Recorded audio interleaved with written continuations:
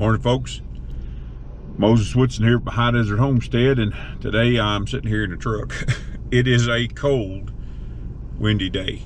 The wind is just whipping out there, and it's not really warm yet. It's supposed to get up to like maybe 50, high 50s today, but I've got to take and catch some of the baby pigs, and I wanted to take and kind of talk to you in here first, because outside you won't be able to even hear me.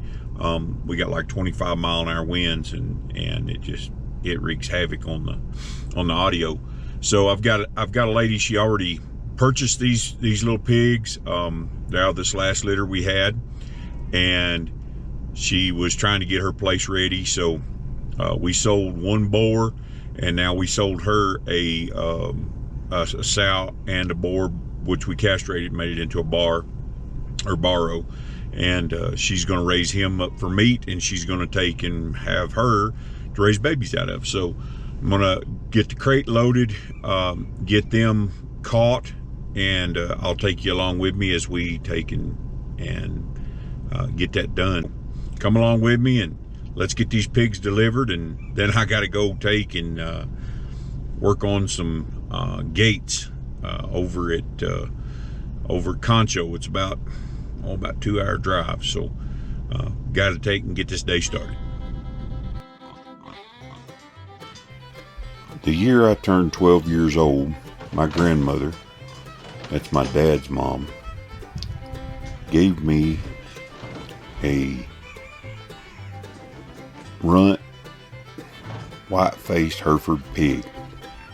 She was a little bitty old thing, and she never did really make a big hog. She was always kind of small. We had just moved to a farm that Dad had bought,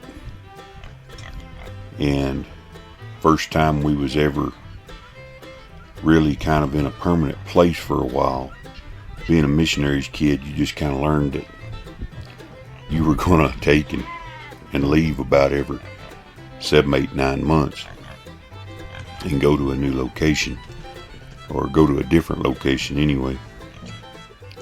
But she gave me this little hog, and I raised it in 4 pallets out in the front yard, and I made it into a pet. And I had a little saddle. It was I think it was one of those things made in Mexico, and I rigged it up and strapped it on that pig, made her a harness out of hay twine, and I used to walk her around, let her eat grass, and carry that saddle.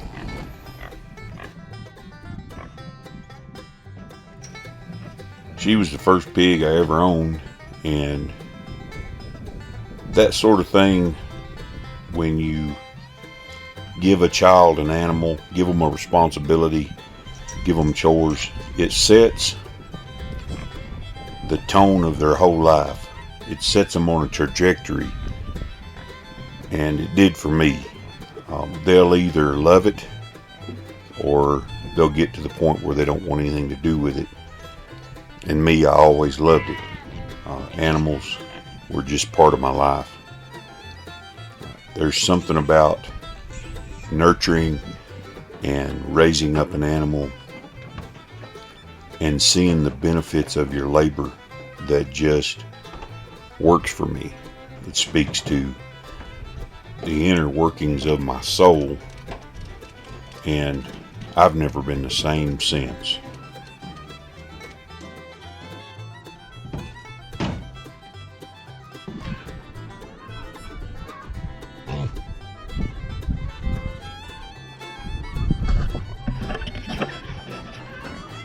They're not going very far down the road, maybe about 2 or 3 miles.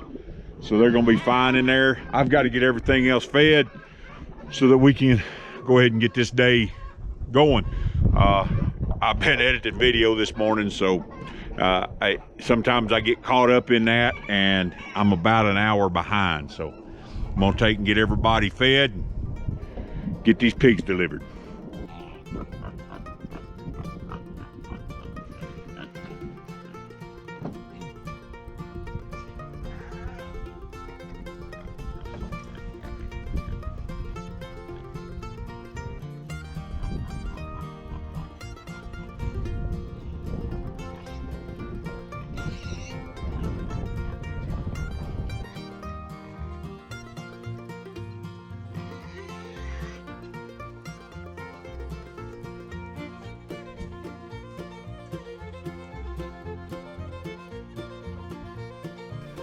My earliest memories of being around horses is about 3 years old.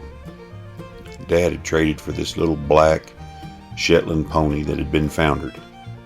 And because of that, she didn't get around too good. And we used to water her in the front yard out of a 5-gallon bucket. And I would go out there and turn that 5-gallon bucket over and climb up on her back and sit there for a long, long time.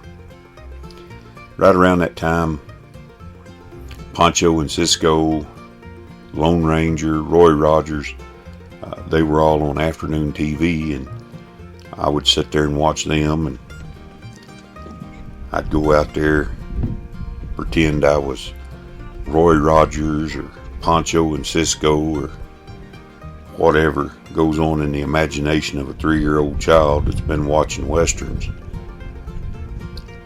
But those early memories, those early things have stuck with me all those years.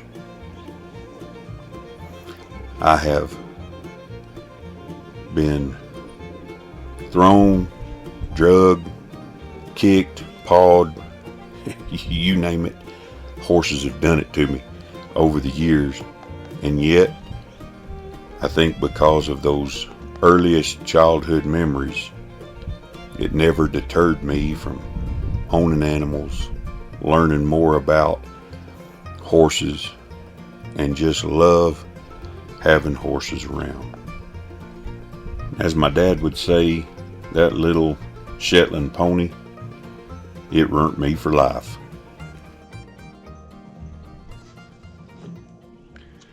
That's got everybody fed. Now on to delivering some pigs.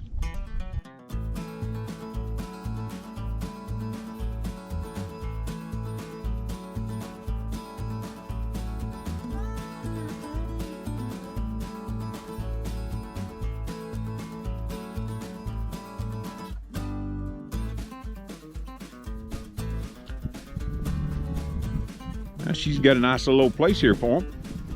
Place out of the wind. Got some hay, and like she put down some hay and some feed. Got a shelter for them. Think they'll do just fine in there. Got a water tank here for them. Got feed barrels and feed. Make a nice little old place for these pigs.